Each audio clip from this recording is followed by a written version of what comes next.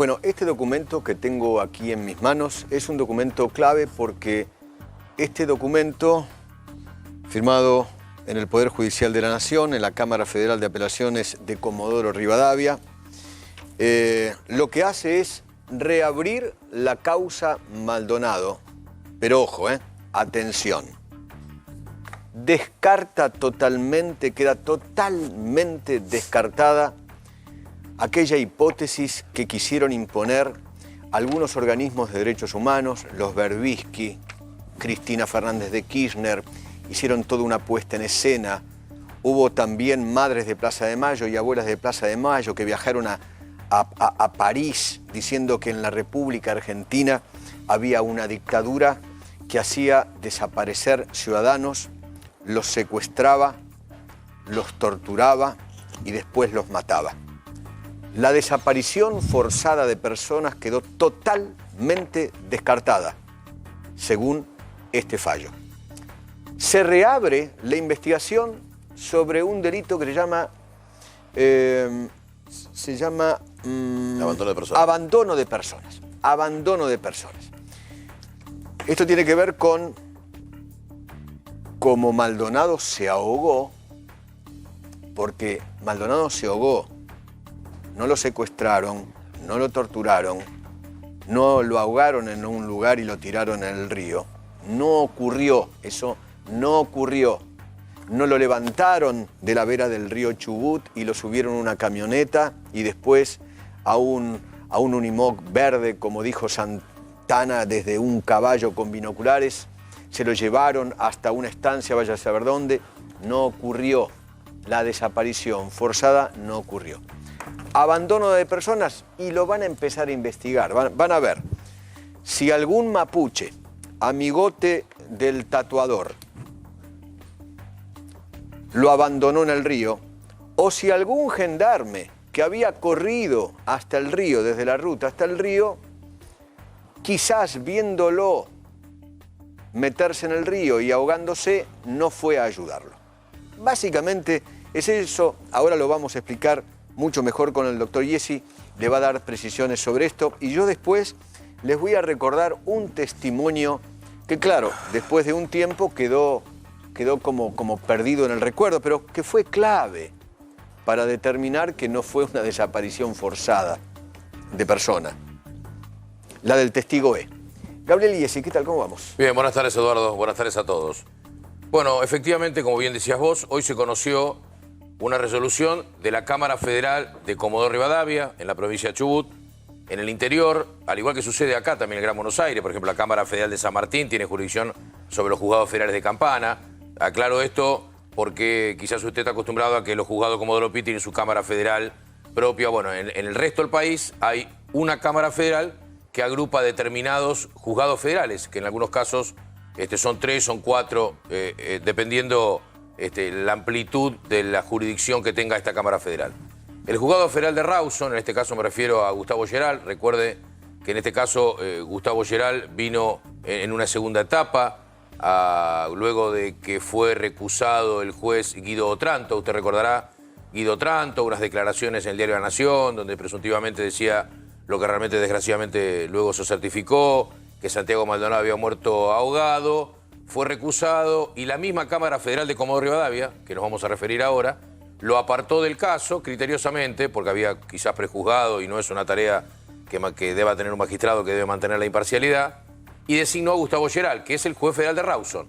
Bueno, Gustavo Geral, desde Rawson, condujo la investigación. Usted quizás se acuerda del juez, este hombre alto, de lentes, que usted lo habrá visto seguramente ese diciembre famoso del año 17, porque esto sucedió el 1 de agosto del 2017, ahí está Gustavo Geral. Usted recordará la conferencia de prensa que él dio a los medios en la puerta de la morgue judicial, de acá de Junín y Córdoba, en la Ciudad Autónoma de Buenos Aires, porque se decidió trasladar el cuerpo acá, después que de 73 días apareció en el río Chubut sin vida. 55 peritos. Bueno. 56.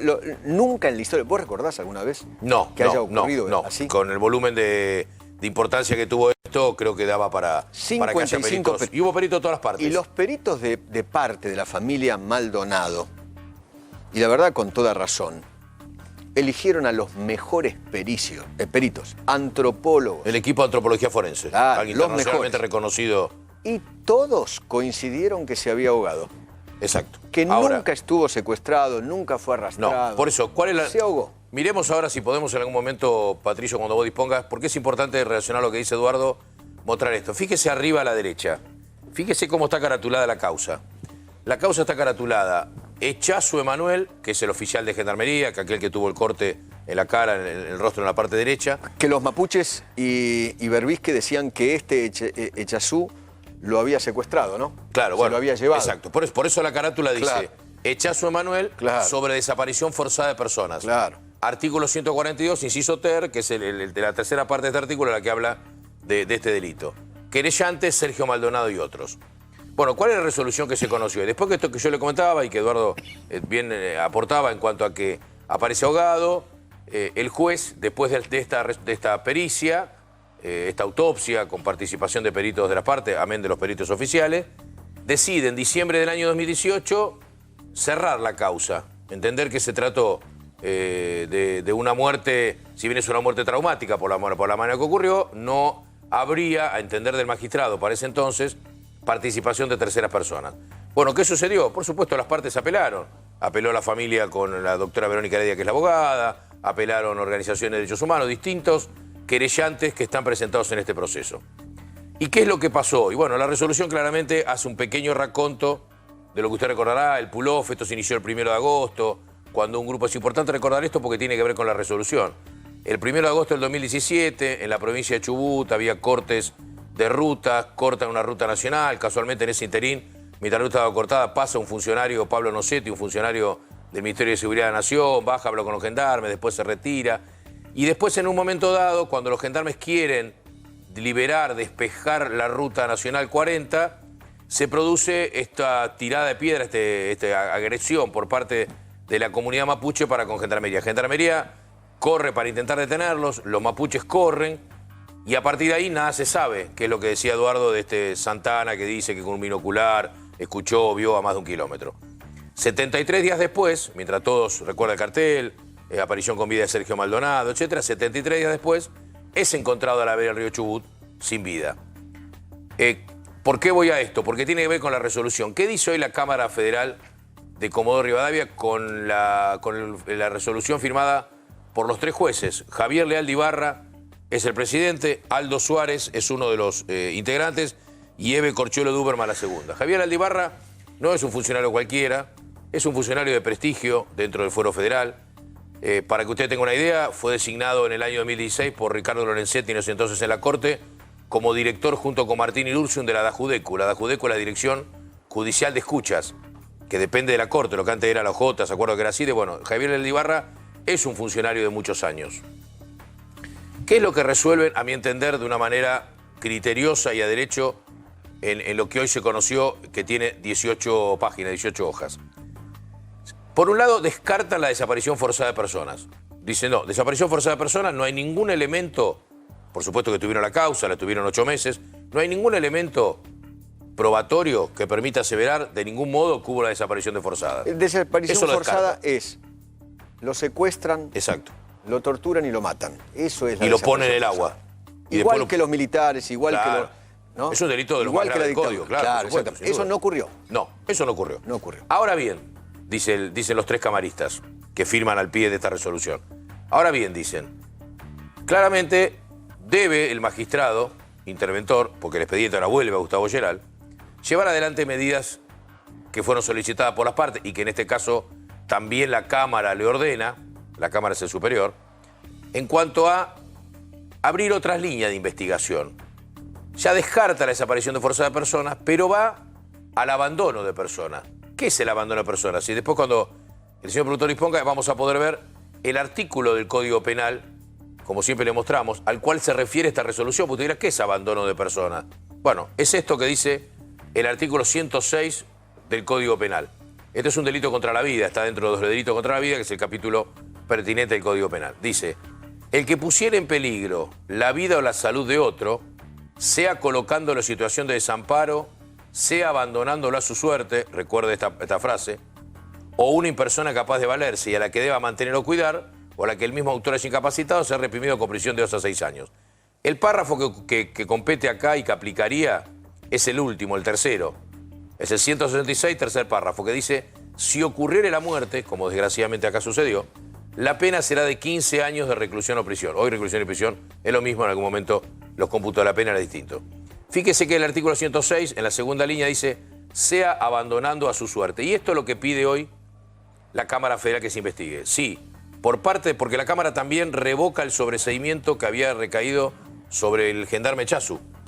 El juez Gustavo Geral había recuerde que Chasu es el nombre de la carátula del expediente.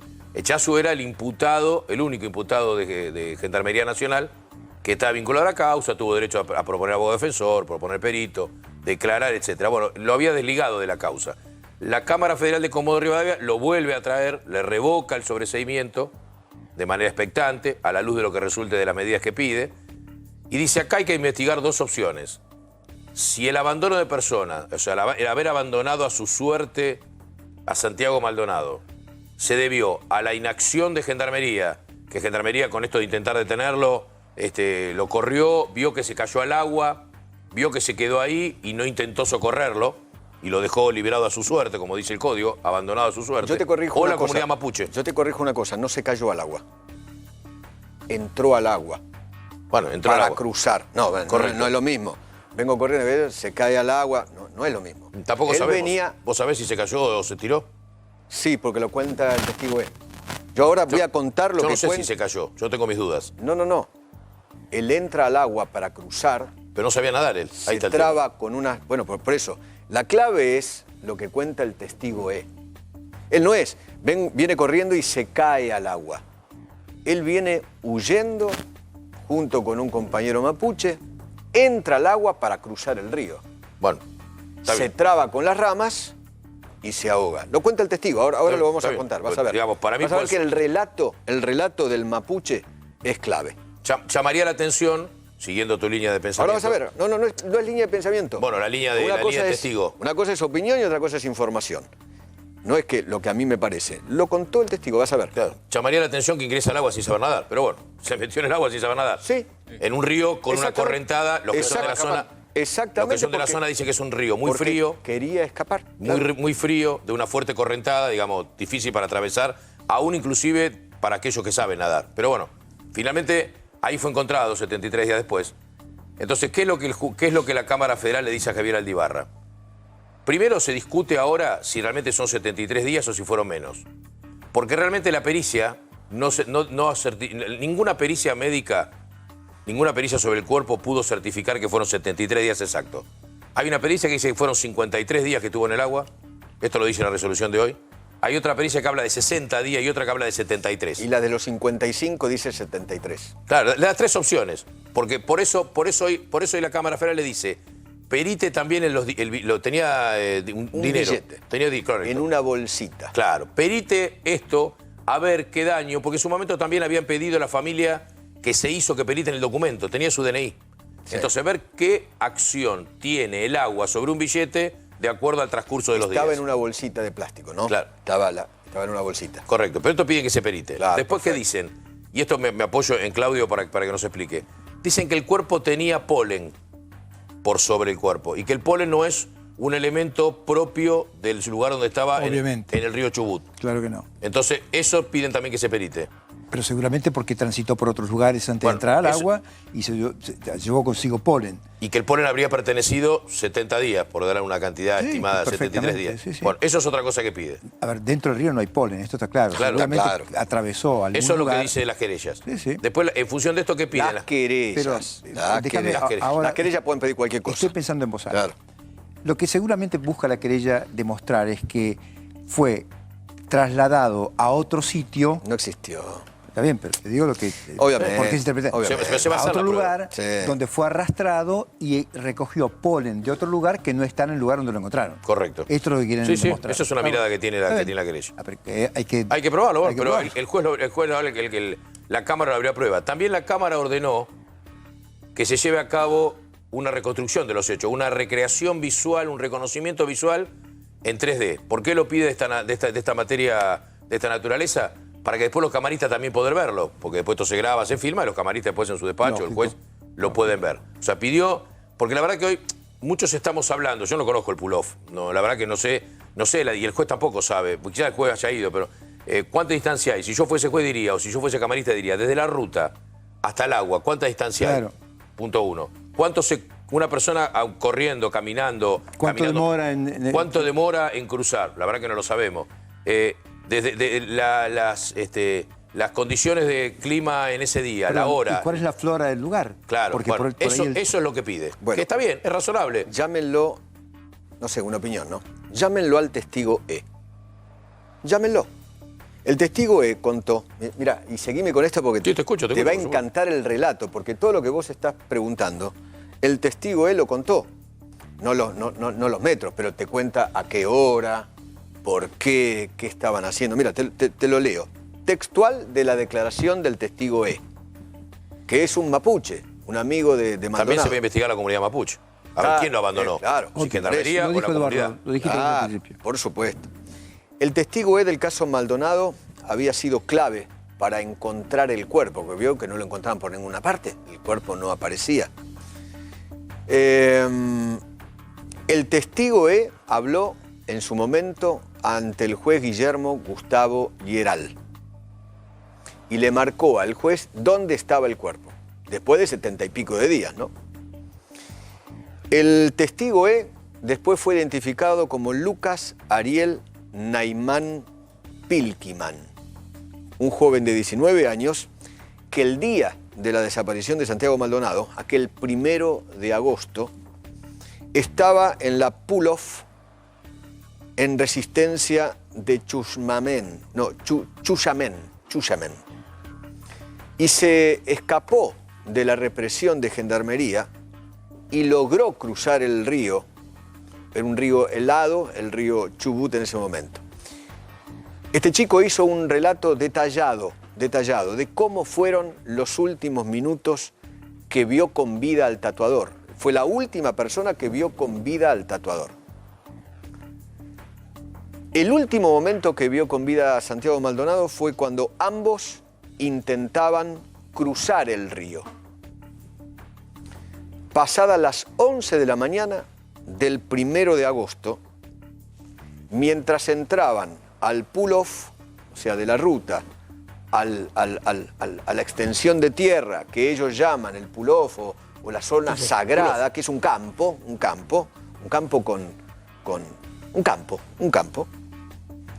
entraban unos 70 gendarmes al pull-off. Le dijo, por ejemplo, él cuenta, voy a contar textual. Dice, en esa reunión, en una reunión que estaban haciendo en el pull-off, empieza a relatar, deciden volver a cortar la ruta. Él cuenta, empieza a contar ya cómo querían cometer ese delito, cómo querían cortar la ruta. Dice, en una reunión deciden volver a cortar la ruta y hacer una panfleteada. En ese momento yo me tardo un poco en salir a la ruta. Los peñis son los hermanos mapuches, colocaron 2 pinos en la ruta y en el momento que yo voy caminando veo que los gendarmes del cruce ya venían bajando. Eran unos 60 o 70. Bajaron hasta la parte de la tranquera, la tranquera del pull-off, eso. Y atrás venía escoltándolos una camioneta de Gendarmería y un Unimog. Detalló que los mapuches en la ruta eran como 8 y formaron una fila en la ruta para cortarla. Cuenta el mismo Pilkiman. Yo estaba adentro del campo y al lado lo tenía a Matías Santana, el que después se hizo famoso por los binoculares. Él me explicaba todo. Cuando bajaba Gendarmería hasta unos 500 metros de donde estábamos nosotros, ahí ya tenés una referencia. Desde la ruta hasta donde estaban ellos en el campamento, 500 metros. Esto fue analizado por la Cámara Federal. Cuando vos termines, después te cuento qué dijo la Cámara. Él me explicaba todo. Estábamos nosotros, comienzan a efectuar disparos de goma, entonces nosotros comenzamos la autodefensa con piedras. Les tiramos piedras como 10 minutos a los gendarmes. Luego, los gendarmes avanzan y se separan en dos grupos. Por el medio pasa la camioneta de la gendarmería a fondo para atropellarlos. Entonces los peñi, los amigos, los mapuches, entran al pull-off y la gendarmería se forma en la línea de la tranquera. En ese momento, la gendarmería saca las armas reglamentarias y comienzan a tirar. Mientras estábamos nosotros dentro del predio y la gendarmería formada sobre la tranquera, continuó el enfrentamiento. Ese enfrentamiento se mantuvo como 7 minutos. Ellos tiraban con postas de goma y balas 9 milímetros, según el relato de este mapuche. Y nosotros con piedras. Y decían, indios de mierda, maten a uno. Luego de ello, el Unimog se estaciona frente a la tranquera, se baja un gendarme y corta la cadena e ingresa el Unimog y el personal de gendarmería. En ese momento, oigo que un peñi grita, peñis, replíguense. Cuando gritaron replíguense, yo corrí, dice el testigo yo corrí hacia el río. Cuando voy hacia el río, lo veo a Santiago que va a la guardia, agarra una mochila, se la pone y sale corriendo atrás mío. Yo sigo corriendo, bajo hasta donde voy a buscar agua. Hay que hacer como un zigzag para llegar al río. Yo ahí venía con ventaja porque Gendarmería recién estaba entrando cuando nosotros ya llegamos al río. Fíjate el relato que está haciendo, ¿no? Que el testigo y Santiago llegaron al río mucho antes que la Gendarmería. La Gendarmería estaba a varios metros del lugar. Fíjate vos. Yo ahí venía con ventaja porque Gendarmería recién estaba entrando cuando nosotros ya llegamos al río. Nosotros es él y Santiago. Me desenredo y tiro, ya hay cuenta que entran en el agua. Él se enreda en el agua y dice, me desenredo y me tiro de nuevo al agua. Yo sé nadar. Entonces me tiré y empecé a nadar, pero como que me hundía porque tenía un buzo y una campera de abrigo y eso me pesaba y me tiraba para abajo. En ese momento iba nadando y me hundí por la ropa y en un pozón que hay, el agua me tapó. Lucas Pilquimán explicó que él tiene casi 1,90 m de alto. Para intentar no ahogarse se sacó la campera, dejó que lo lleve la corriente cuando ve a Maldonado. Y entonces le grito a Santiago, vamos Peñi, vamos. ¿Te das cuenta que no se cayó? Entró con él al agua para cruzar el río. Yo después te voy a hacer una acotación sobre esto. Dale. Porque esto la Cámara lo analiza, le resta credibilidad y solicita una nueva audiencia que esté presente las partes. Ahora te voy a mostrar la resolución de la Cámara. Qué gracioso. Cuando vos termines, Patricio te va a poner el gol, lo que la Cámara dice sobre el testigo Qué gracioso. Bueno. Claro, como no le cierra. Está bien, entonces ¿para qué te voy a seguir? No, pero es importante. ¿Para qué te voy a seguir leyéndose? La Cámara lo que dice, cuando vos, Patricio, lo quieras mostrar, lo vamos a poder ver todos. La Cámara dice que el testigo Lucas Pilquimán, cuando prestó testimonio solo ante la defensa de Chazu. Que pese a haber pedido las partes, hay como 4 o 5 querellas acá, la querella no estuvo presente. Esto es lo que dicen las querellas. No estuvo, bueno, está bien, pero eso va al derecho. Ahora vos fíjate una cosa, ¿no? Así es un debate. ¿Cómo los organismos de derechos humanos hicieron mentir a todos? Porque le hicieron contar a Santana una historia, a otro mapuche que diga otra historia, a otro, y este tipo que contó la verdad de cómo fue, no le creen. Pero y es lógico. Perdóname, disculpame que te diga, contó su verdad, no puede ser la verdad. Nadie sabe si es la verdad, contó su verdad. Sí, es cierto. ¿Qué introduce las querellas? Sí. Las querellas introducen duda, dicen, nosotros pedimos, y aparte así es un debate, así es un proceso penal. Sí. La querella dice, nosotros pedimos, y así, digamos, es la garantía de estos derechos que tenemos todos. Las querellas dicen, nosotros pedimos estar presentes cuando declara, primero.